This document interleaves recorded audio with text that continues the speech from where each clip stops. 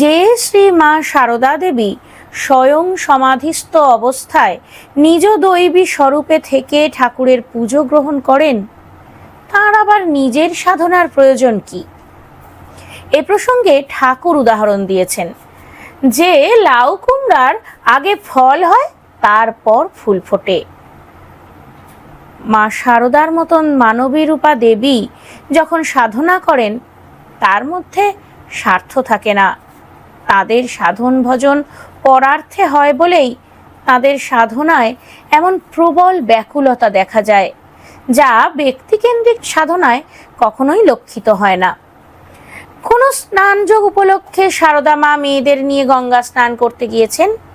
স্নান শেষে ঘাটের এক উড়ে পান্ডাকে ডেকে একটি ডাব দিয়ে বললেন, এই ফলটি নাও বাবা, আর ফলের ফলটি আমায় দাও।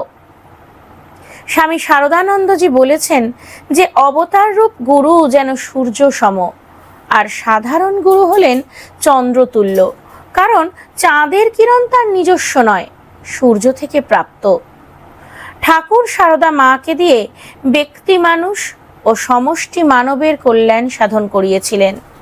তাই তিনি সারদাকে বলতেন, শুধু কি আমারই দায়, তোমারও দায়।